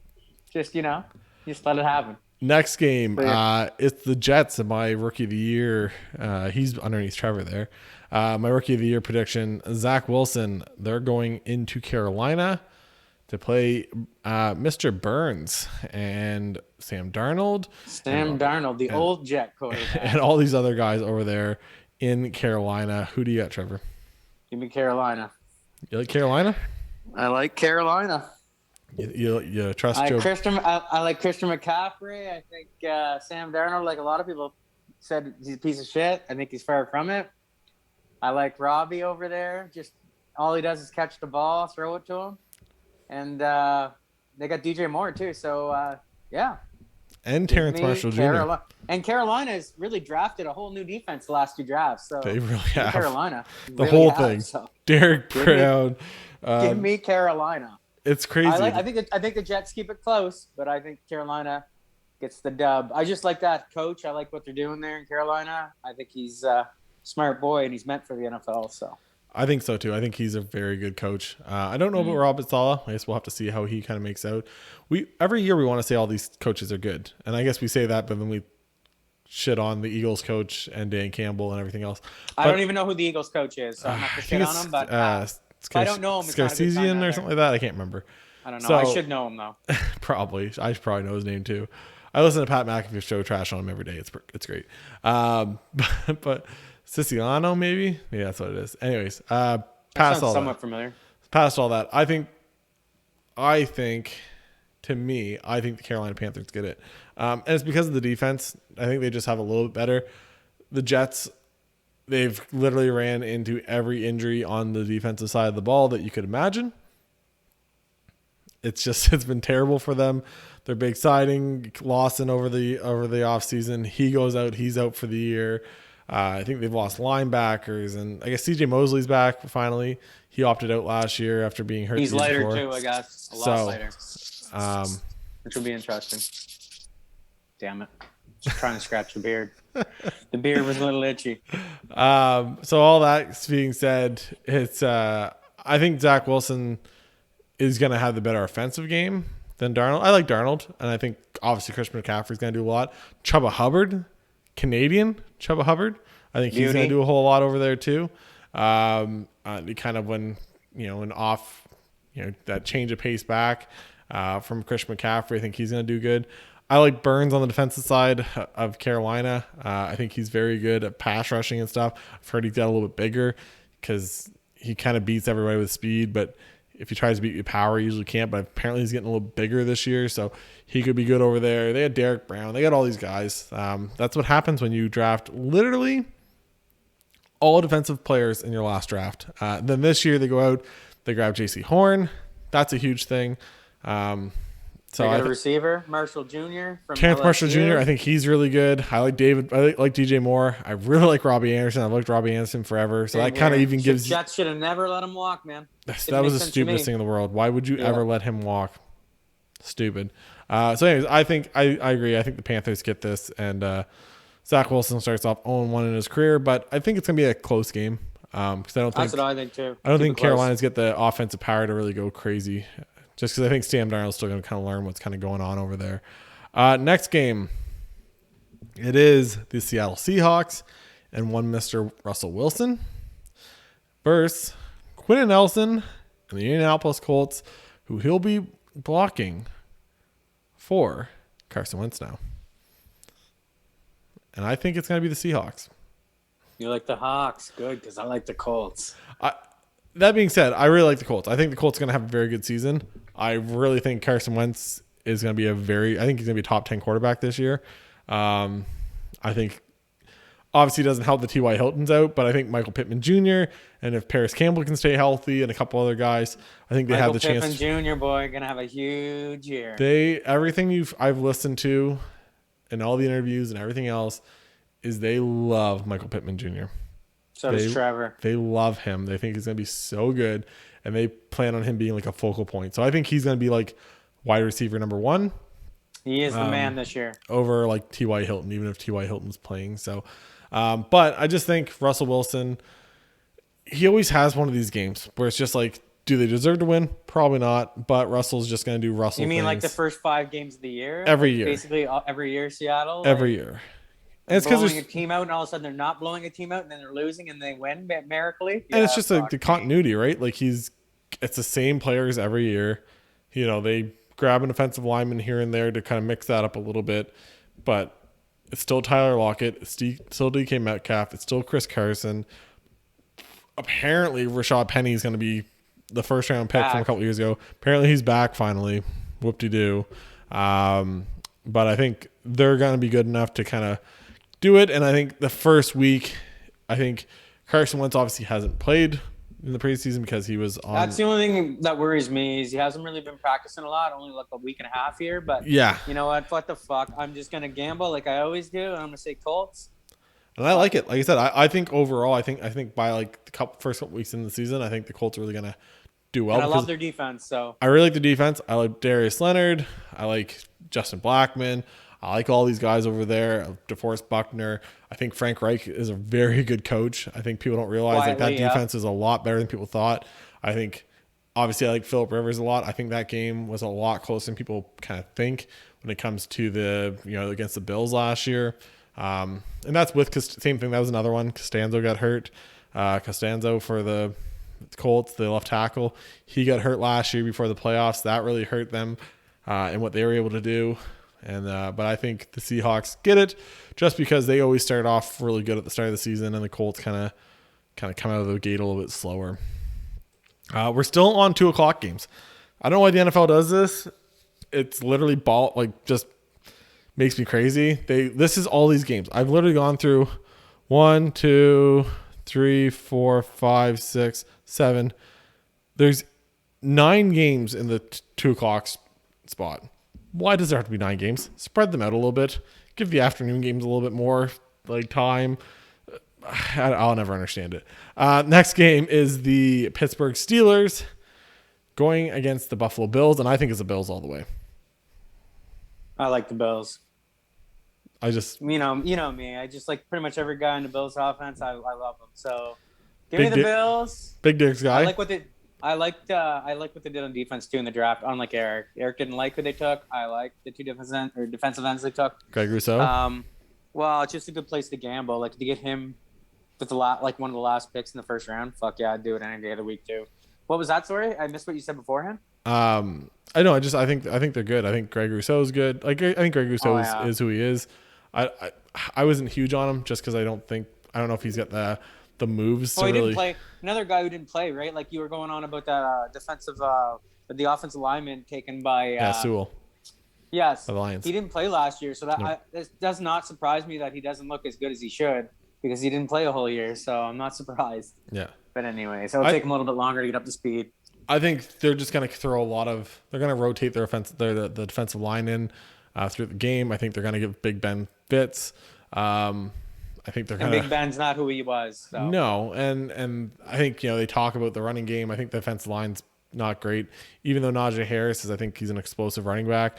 I think when you're getting met 5 yards behind the line, it's hard to kind of make that separation and get away. Behind the line, period. Doesn't matter where. Yeah. No, and like James Conner wasn't a bad running back. They've had all these other guys over there. None of them did anything right over the last couple of years because that offensive line's got kind of a little more depleted as time goes on. Oh, yeah, for sure. They've been letting guys go and not finding replacements. Yeah. So Chase Claypool, I think, is going to be good. Deontay Johnson, I think, is going to be really good. I think he's going to be one of the breakout stars this year for the Steelers. I think Juju's fine, right? He's probably going to be like the third receiver on that team, which is crazy to think because he was number one a couple of years ago. Yep. So he was ready to take over from Antonio Brown. But I just think Josh Allen, I think he takes another step, which is hard to say, but I think he's just really good. I like that they were able to keep Brian Dable. I think having Dable stay as the offensive coordinator, I think that's huge. That was my big worry about the Buffalo Bills last year was that they were going to lose Dable, and then that was really going to mess up their whole mojo of what they're able to do. They bring in Samuels, which I like, or Sanders. Sanders. Sorry, I was thought he was gonna have a big year for the Saints last year. He was more disappointing than that, but you got to throw the fucking ball to him. Is the thing. And then they got another year of Gabriel, young wide receiver who's very promising. He seems to be able to get open, Cole halfway Beasley down the field or deep. Yeah, Cole Beasley does his thing. Another castaway from Dallas, man. Thank you. The Buffalo Bills fans are saying. So I'm just fucking looking forward to seeing them play, man. I'm trying to watch every game I can this year. I think by like halfway through the season, I think Gabriel Davis kind of cements himself as that like wide receiver 3 there. It would not surprise me if he ended up with 1,000 yards because I think they're gonna fucking be pass happy again this year. Devin Singletary's there. Zach Moss are kind of like their two-headed monster at running back there. They got to just get it going. They got to get that running game going a little bit. Exactly. They said it themselves. The screen game too. They got to be able to fucking 5 yards out, pound the ball in. You can't throw it all the time. And it's one of those things when you have a team that's so good at throwing the ball, and you have Diggs, and you have Cole Beasley, you have all these guys, right? Dawson Knox, I think, is their tight end there. Like you have all these guys that are doing so well. It's champagne problems here, really. Like it's you're crying over having one of the best offenses. But I'm just saying. Yeah. When you go into the playoffs, we know if you can't run the ball, you ain't fucking winning the Super Bowl. Nope, exactly. So seems to be that way, anyways. I think the Steelers are in to be the third best team in that division again this year. The team that's probably going to be the worst team in that division, the AFC North, is the Cincinnati Bengals, who have Mr. Joe Burrow. He's giving the thumbs up underneath me here on the graphic. Next to him is the team they're playing that they're going to be hosting, which is the Minnesota Vikings and Mr. Justin Jefferson. I think the Vikings win this. It's nothing against the Bengals. I just don't think they can block. So I think Joe Burrow showed a lot last year. I think people forget how good Joe Burrow looked last year. He looked really good. He looked like a vet. You know what I mean? Like for being that calm in the pocket, obviously he's come out this year, said he's a little bit more worried about that stuff. It was kind of hard for him at the start to kind of get the feel of the pocket again because, well, guess what? When you have a catastrophic leg injury, you're gonna be nervous back there, right? I'm sure Dak Prescott was the same. I'm sure a lot of these guys were, right? I'm sure I think Tom Brady came out. When Tom came back, it was the same thing, right? It took him a little bit. Happy feet for a couple games for sure. I remember because you're just worried, right? You're like, oh my god, if I get hit again, I'm out again. Especially as a young guy, right? You're like, man, like if I get hurt again, like to be the end of her. Like how? Yeah, how good? Are the Bengals just gonna stick with me forever if I keep on getting hurt? And so a lot of that stuff goes to your mind. You lose another year of development. You know what I mean? You're that far behind. So no, I think for me, I think this game is really just the Vikings being very good. I think their offense is really good. Dalvin Cook, obviously one of the top 5 running backs in the league. You got Justin Jefferson, you got Adam Thielen. They just got Herndon, the tight end from the Jets. Kirk Cousins. I understand people don't like Kirk Cousins. Kirk Cousins is still a good quarterback, by the way. He's far from garbage. He's he's above average, like, is he a top 10 quarterback? Probably not. But is he like somewhere between 10 and 18? Probably, right? Like every year he's just a very solid quarterback. And obviously you have Justin Jefferson. He broke pretty much every, rookie receiving record out there. Runner up, to my guy, Justin Herbert, as the offensive rookie of the year. He's really good. I think Adam Thielen, people forget how great he is. Like he was hurt last year. Adam Thielen's awesome. They had a couple other guys over there. There's not a whole lot of, depth at receiver, but I think they have enough with Jefferson and Thielen staying healthy. Their defense, I've heard some people think that they're going to be one of the better defenses in the league. I don't know if I see that. I like Harrison Smith. I like to see him getting a contract extension, all that other stuff. But I think Joe Burrow, his first NFL action, in an actual game, because he was in the preseason, but he never actually threw a ball. He just handed it off twice. I think it's going to be kind of a rude awakening, because why draft an offensive lineman when you can draft a receiver, because you didn't already have Tyler Boyd and T. Higgins that you just spent draft capital on in the last couple of years? Just go get another receiver. Who needs blocking for your quarterback that just had a really terrible injury because you couldn't block for him? Perfect. Funny how that works, eh? I'm assuming you're going to stick with the Vikings. I am going to stick with the Vikings. There you go. I didn't think you were going with the Bengals, but you do love Joe Burrow, so. I do like the Bengals. I like a lot of their guys. There you go. They're going in the right direction, but they do need to spend on the offensive line, and they do need to beef up that D, man. So now, I just want to let you know, but Trevor. They're trending in the right way. They are. We'll say that. We now have the second and third best beards on this screen on YouTube right now, because Ryan Fitzpatrick has now entered the chat underneath me, and the Washington football team. He's looking at that. That's a majestic beard. That's a thick, full beard. We got nothing on him. Our beards are pretty good. Don't get me wrong. It could get some good lines going for both of us. But Ryan Fitzpatrick definitely takes the cake for the beards. Probably not going to take the cake, though. It's my prediction. Because they are playing against the one, the only, the LA Superchargers, and my boy Justin Herbert, and Joey Bosa, and Derwin James, and Kenneth Murray, and Keenan Allen, and Austin Eckler, Mike Williams, and Rashawn Slater, who can probably block. Please block. And they're taking on the Washington football team. Who do you got, Trevor?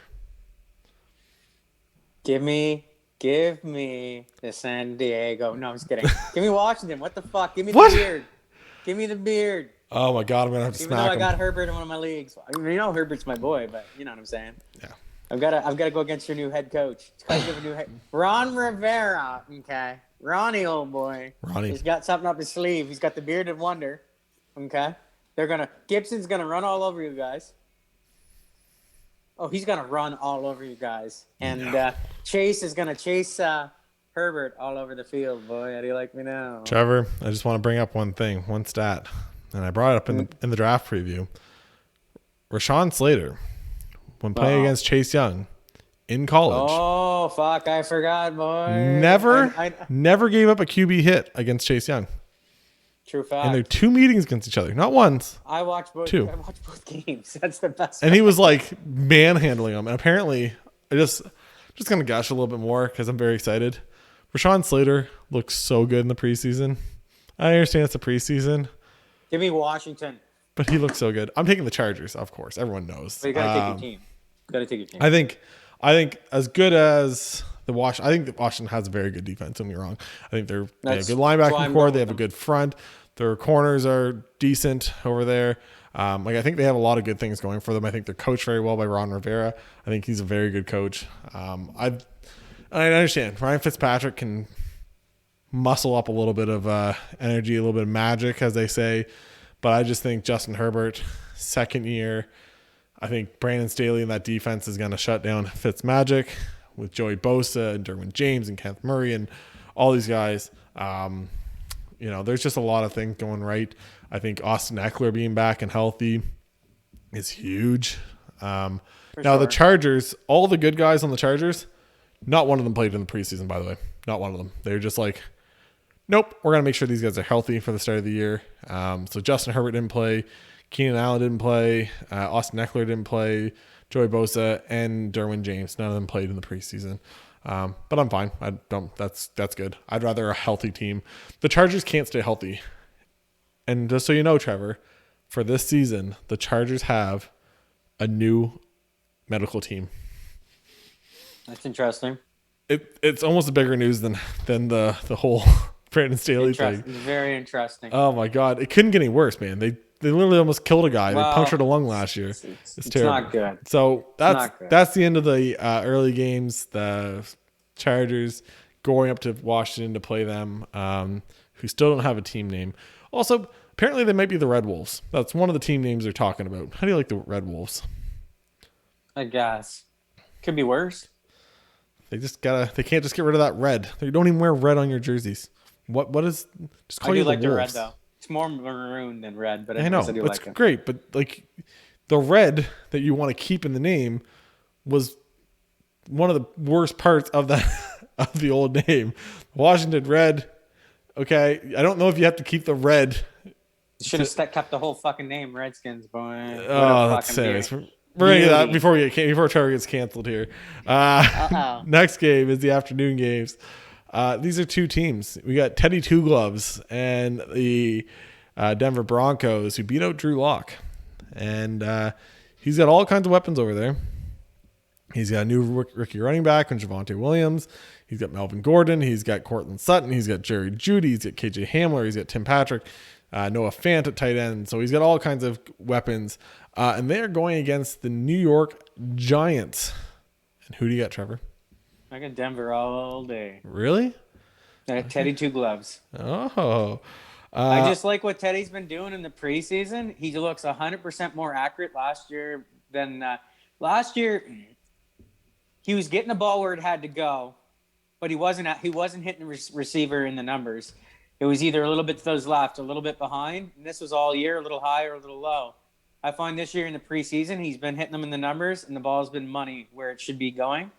So give me Teddy. I think he's back. I think he's knocked all the rust off after that bad injury. Played enough now that he's played himself back into a football mind, back into not worrying about his injuries in the past. Give me Teddy. I'm just hoping it works for him here. I'd love to see him stick. So we're gonna switch. We're gonna be on opposite sides about this again. Plus, I do have Judy in some leagues, and I do have Sutton in other leagues. So come on, let's go. Ball to 14. That's the worst part about like fantasy. If you want to gamble on games, if you want to gamble on games or predict records, but you also have guys on fantasy, a lot of times you can be like, which one am I going to go with? Persuaded. Yeah, exactly. I also I think they're going to be good. I think Teddy's going to be fine over there. I don't think he's the answer. I think they probably should have drafted Justin Fields over there for Denver.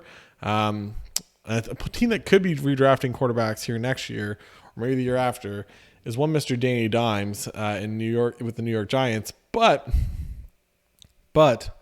I think that defense is good enough that they're going to give Teddy Two Gloves and all these boys over in Denver and a little bit of trouble. Saquon back, I think he's going to play. So I'm going to go with the Giants. I think the Giants win this. I think they're just going to be the better team overall. I think their special teams and everything else. And Daniel Jones can play good. He's just going to give up. He's just going to turn the ball over twice a game. That's what it is. That's what you think? Yeah, I think he's not great. I think they should. I think if they're going to go, if they want to see the model of what kind of not to do, you look at what the Bears just did. They shedded the weight. They said, okay, Trubisky, you're garbage. Get out of here. The Jags, I think it was the same thing, right? Get rid of Blake Bortles. They should have got rid of Blake Bortles beforehand. This is Danny Dimes, Daniel Jones' last chance to show that he can be an NFL quarterback that can be a franchise quarterback. He's being given everything this year. He's got they got him Andrew Thomas last year at left tackle. They got Nate Solder, who they hopefully he can be an NFL offensive lineman again.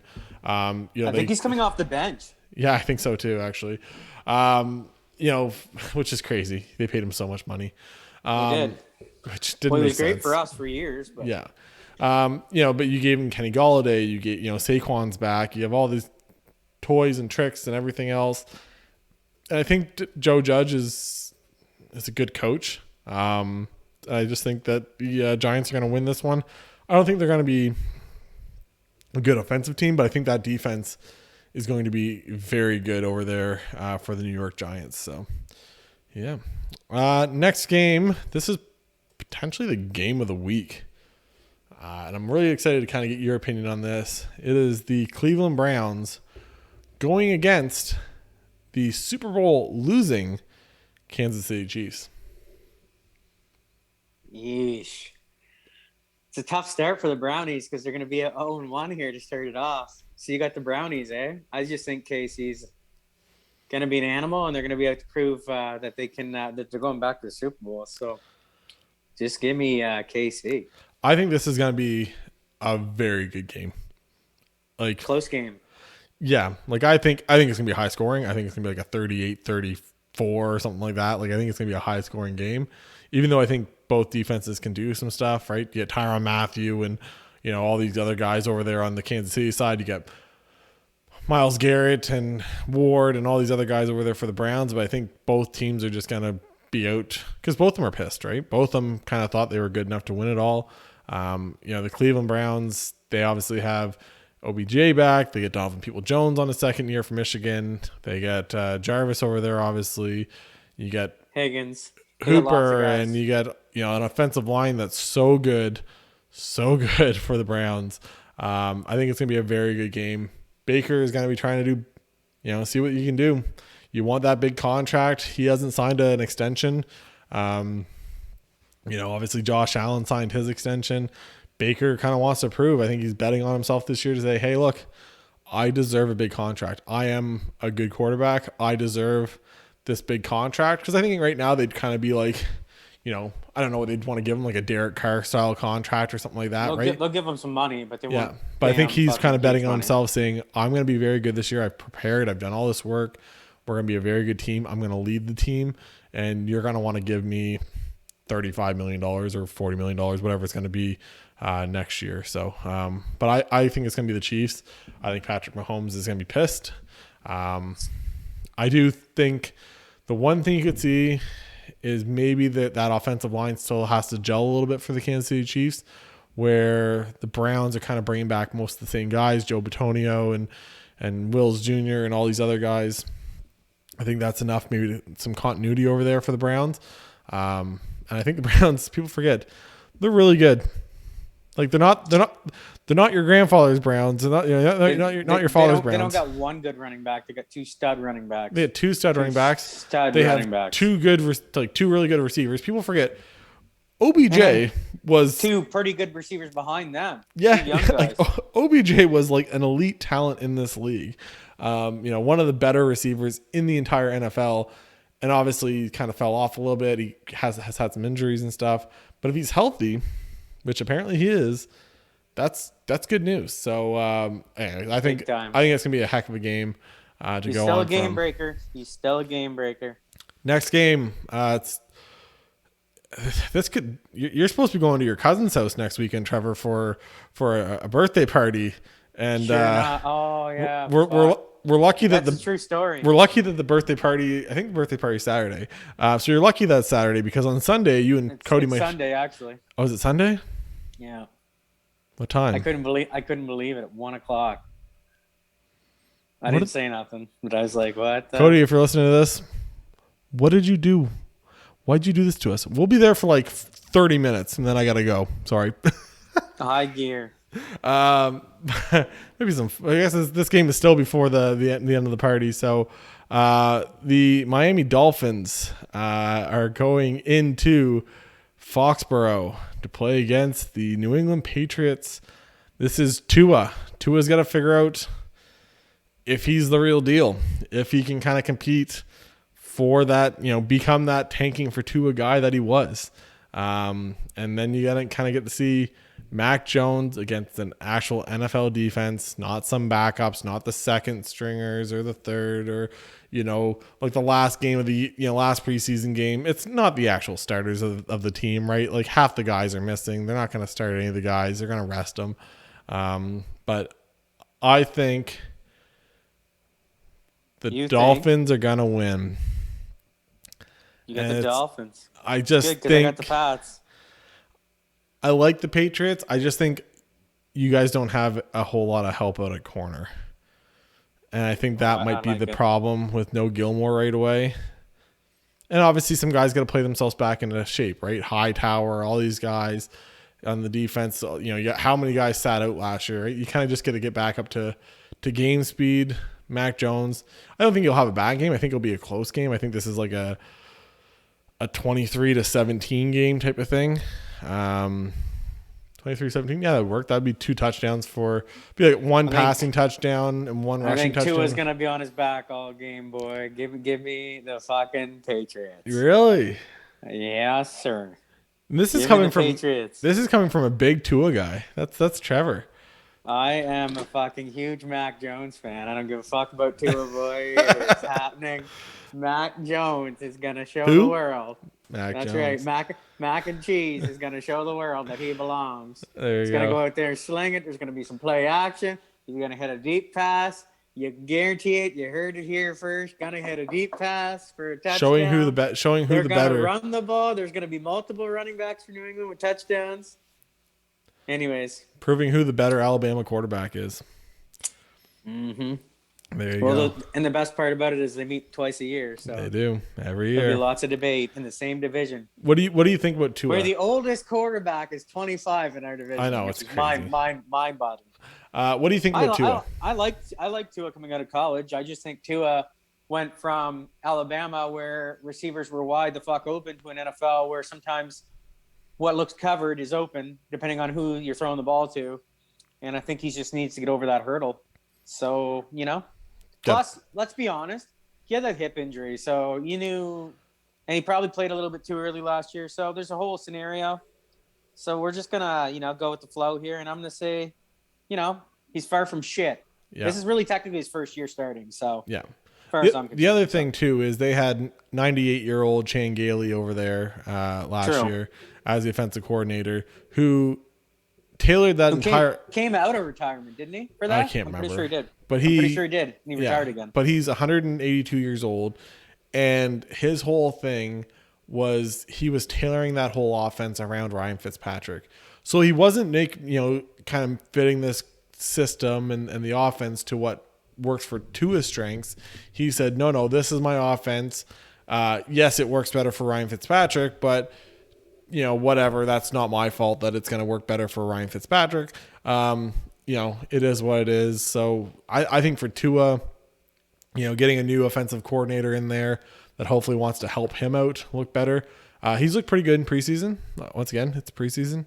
Obviously, nobody wants to get super excited about it, but I think they didn't play him a lot in preseason either because, like you said before, they're protecting him. They're trying to make sure he's not fucking getting hurt. Why wouldn't you, right? So what do you got to prove? It's like it's not fighting for a spot or anything. Nobody gives a fuck about winning in regular or preseason. It's just about surviving healthy enough to go in the regular season. I think the year that the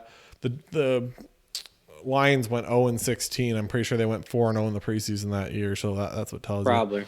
So now to another really good game of the week, and these are two teams that we kind of talked about earlier as two teams that I think can make the Super Bowl on the NFC side.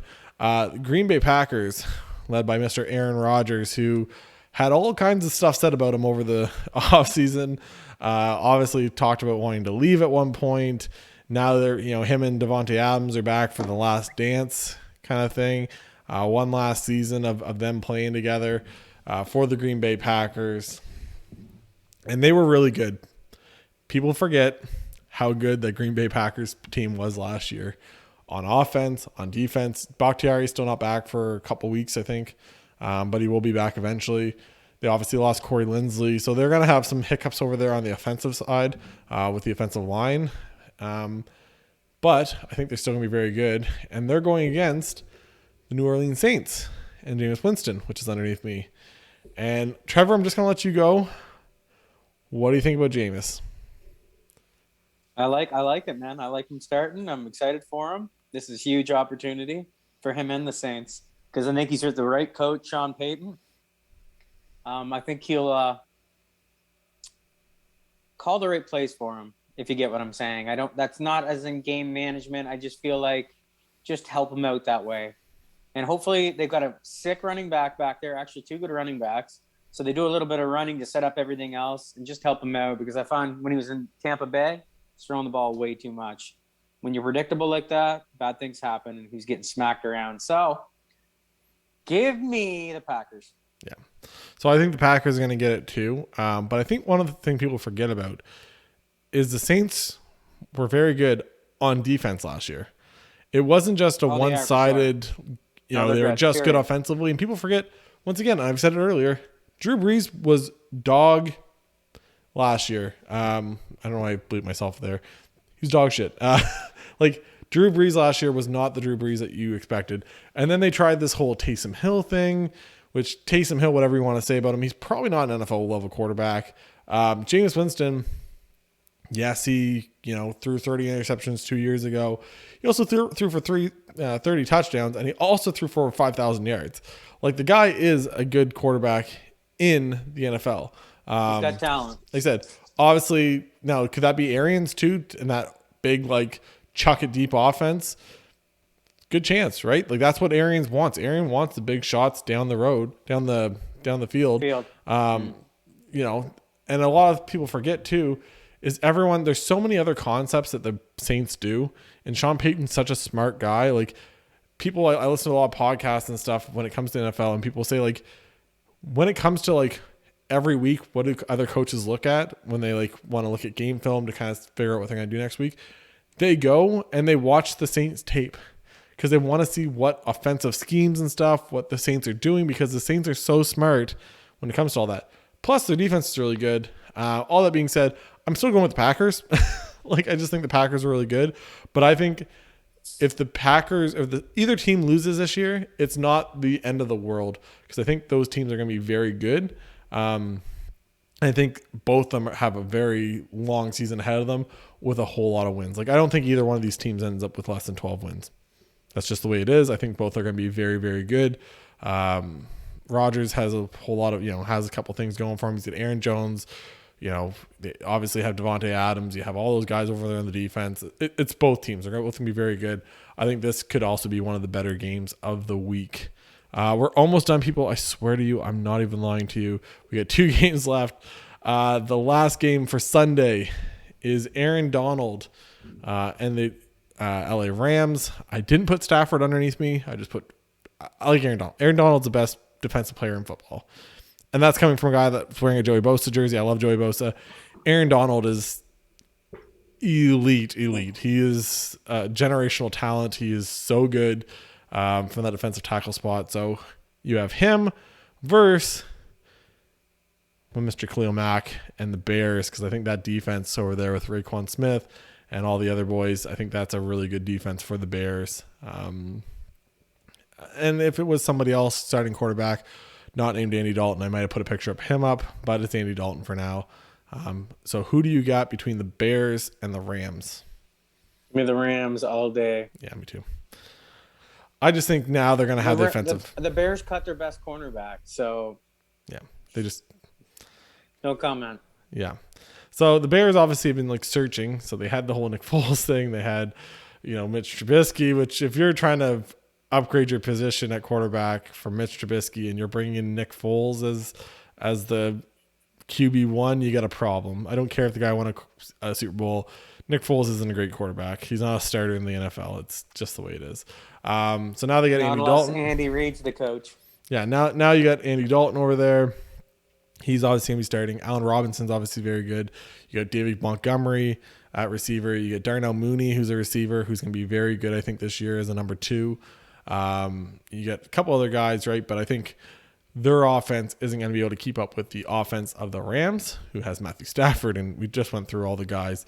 The only thing they're lacking now is, unfortunately, Cam Akers obviously tore his ACL.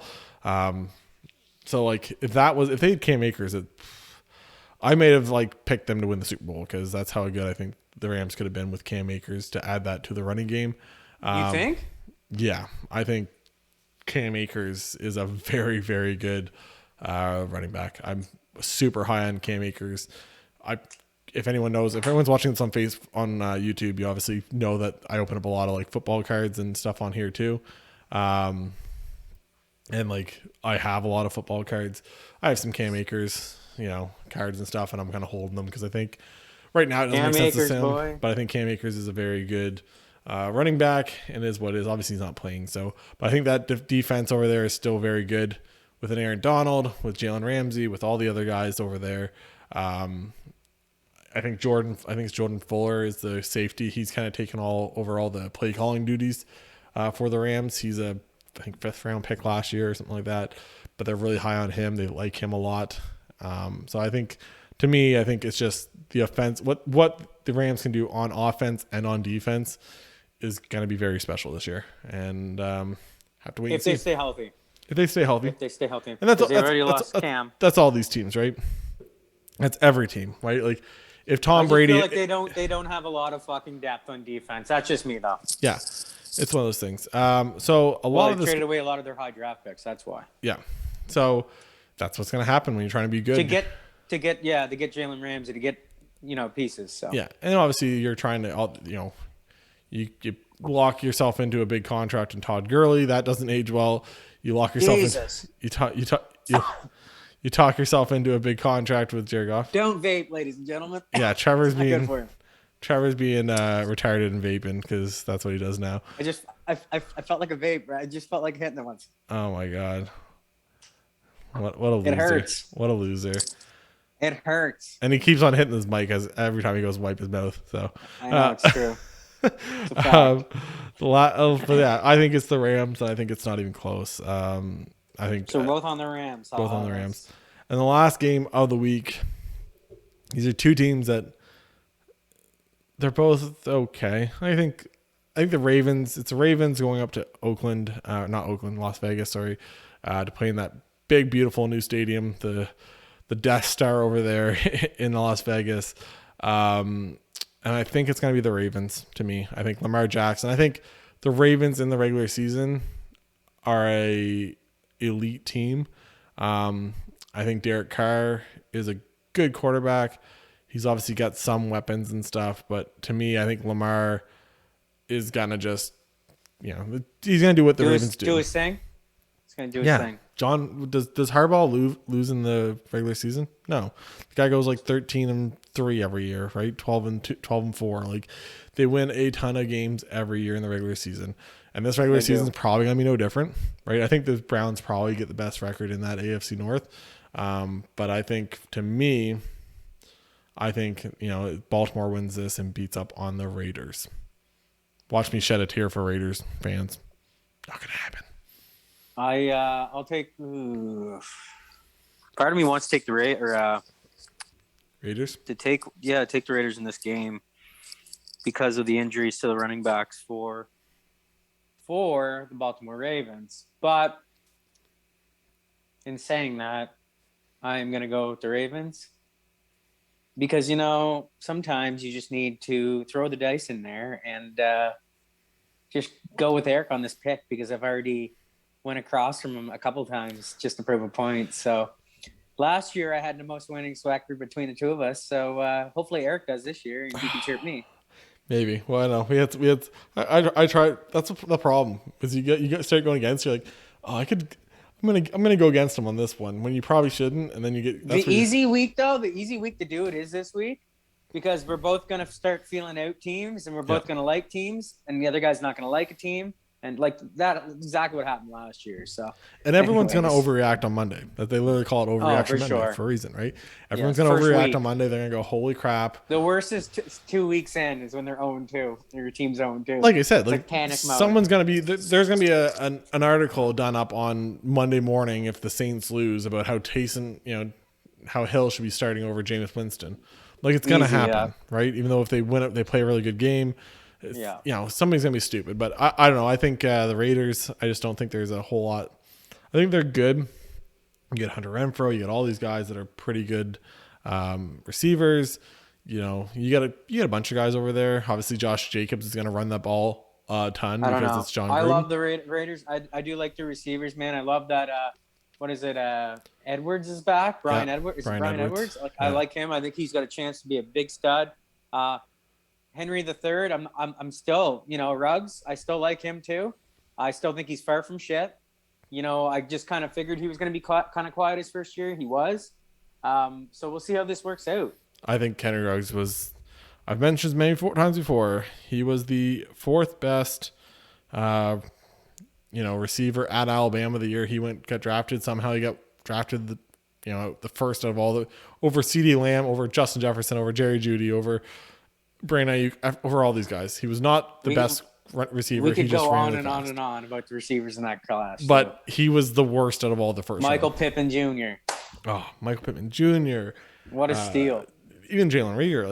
Jalen Reagor didn't have a great season. I think he didn't even fucking play. T. Higgins. He got hurt right away. T. Higgins started to flash at the end of the year, but they couldn't get the fucking ball to him because he couldn't stand back there for 2 minutes. No, so it is what it is. For a second, let alone a minute. I just think, I don't know if it's. I've heard that it's not Mike Mayock making these draft picks. I've heard that it's John Gruden making some of them, and maybe other people in the Gruden. Honestly, Gruden does have a bit of an ego and different taste. So. I love Gruden now, and he's fucking great in the booth, and he used to be a somewhat decent coach. So we're going to see what they're going to do here. But anyways, we're going to have to cut this off. My roommate's about to pop in the door here. Okay. I'll let everyone go. I'll let Trevor go here. Thank you guys all for listening. Like I said, we're going to be trying to do this more often. Trevor's right now, we both took. I'm pretty sure I'm going back to. I'm going in for 6:30, so I'm either going to yell that tomorrow morning or I'm not. So I'm pretty sure we're supposed to be back to 6:30 to 6:30. I don't even care. So anyways, that's where I'm at. All right, buddy. Hopefully everyone enjoyed the podcast. Like I said, if you haven't yet, hit that like, hit that subscribe on YouTube, or hit the follow on Spotify or Apple Podcasts, all this stuff. And for Eric and for Trevor, we'll catch you guys next time. Keep your stick on the ice. Bye, guys. Bye.